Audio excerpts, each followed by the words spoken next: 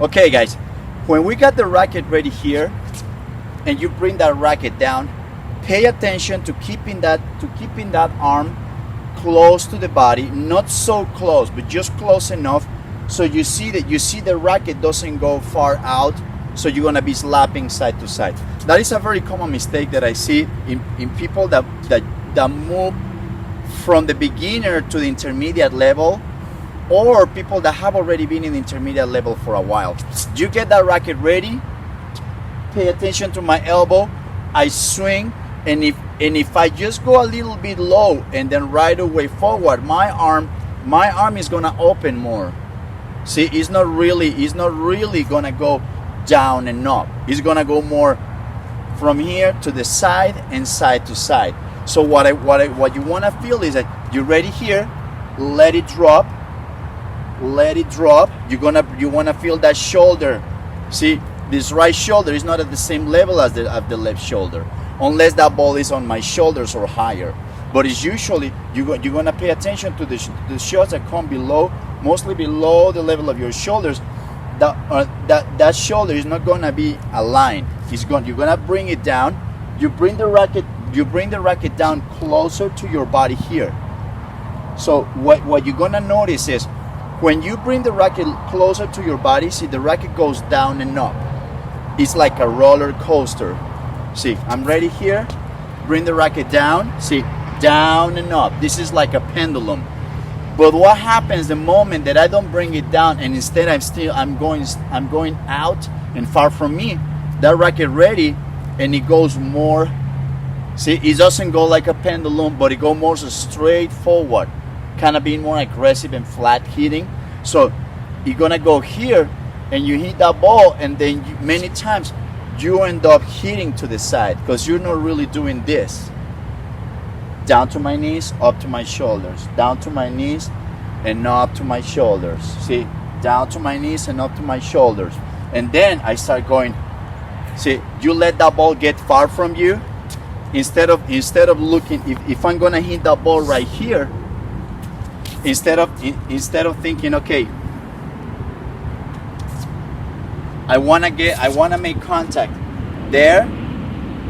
So if I get too far away from the ball, I'm gonna go more to the side. So what happens is your racket, instead of lagging, it goes like that, like the clock hand around your body. That's a slap, and you're just gonna hit that side to side. No, keep that ball closer to you, because you're gonna go down and up, and you're not gonna hit it close to you here. See, you're not gonna hit that ball here. You're gonna move away and hit that ball in front of you.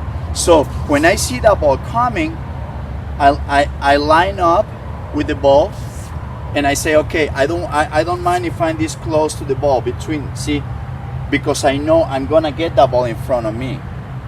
So that's, you wanna pay attention to bringing, you wanna feel that you're bringing that racket down and up here, down and up close to you. Don't let it get too far, because you're gonna start slapping that ball around. Okay. All right, guys. Let's move on to the next point. One of the reasons why we bring the racket down closer to us is not only to do the roller coaster down and up or the pendulum motion. The roller coaster is the one that is going down and up, and that kind of swing that's gonna give you more top spin. When we don't let that racket go down and up, we kind of narrow down the frame, so that racket goes more forward. It goes down, but not as much, and it just goes forward. So that kind of shot goes flatter. It's just more an aggressive and flatter shot with less spin. But the idea is that you want to start getting used to bringing that racket close to you and to make contact with the ball. Why? Because as I keep the ball close, if I keep that ball close to me when I want to make contact, what happens is that I keep the ball, I keep the distance with the ball, so I can lag the racket. My butt cap is coming forward, it's coming first. So the moment that I'm gonna make contact with the ball, my racket is still lagging. I don't want to open it too early. If I get that ball too far away from me, if I get far away from the ball, my racket is not really gonna lag too much because I have to adjust it to reach for that ball far away. And it's not only that you're not going down, you're going far away from you. One important thing that you really want to pay attention on your shots, on especially on the ground strokes, but that's going to help you even on the volleys and the serve, is lagging the racket. Lagging. I always emphasize a lot about lagging with my students. Why? Because when you lag the racket, there are several things that happen. First, when your racket is coming at an angle towards the ball right before contact, first it's gonna give you it's gonna make it much easier to make clean contact with the ball. It's much easier to hit the ball center in the strings than when the racket is opening too early and is moving in that direction towards the ball. That's why you wanna feel that right before contact, your racket's still lagging a little bit. Another thing that lagging does is that it's gonna give you a lot of power or spin, whichever you want. Lagging is gonna give you power and spin. It's gonna give you tons of that. And another thing that also does is that because lagging helps you hit cleaner, better center on the strings, it's gonna give you a lot more control. When you're having one of those days that you feel like you're not hitting the ball very well, pay attention if you're lagging the racket. Am I really cocking my wrist here? Or am I keeping it straight like that? You really want to pay attention to that. And when you start focusing on lagging the racket on the forehand, on the backhand, on the serve, on the volleys as well, the racket just tilted a little bit, coming at an angle, you're gonna notice that you start hitting the ball much better. So lagging is super important, and that is gonna help you to do power, to do control, to do better plays, just better contact in general, and manipulate that shot any way you want. Okay, guys? All right, let's move on to the next point. Hi guys, Mauro here.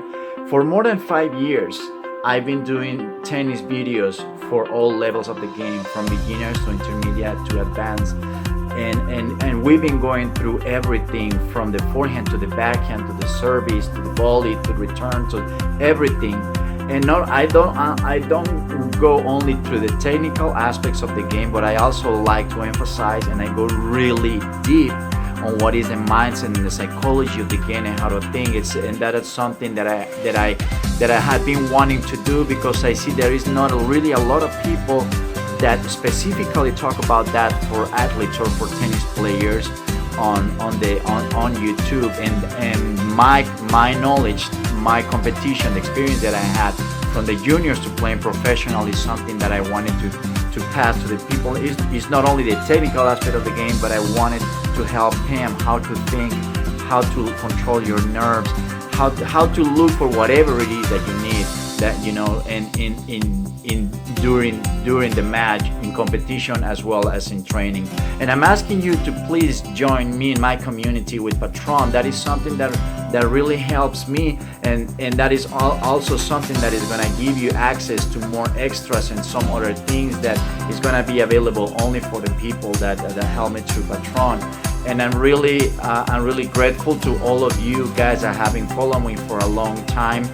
And well, that's the reason why I do the videos. I always from day one, my purpose was just to pass my knowledge to all of you, giving the lessons where I work at a tennis club or wherever I am. Always felt like that's not enough. I just gotta put so much more out there. There is so much more that I want to put out there for people that I'm not gonna be able to reach through my private lessons in person, but on the internet, you know, putting on YouTube. So that's my main purpose, just helping you improve your game regardless of your level. And well, guys, I hope those of you following me, thank you very much. And those of you who haven't, well, check my videos. And and you have any questions, you have any suggestions, let me know. And I hope to see you soon. Thank you very much.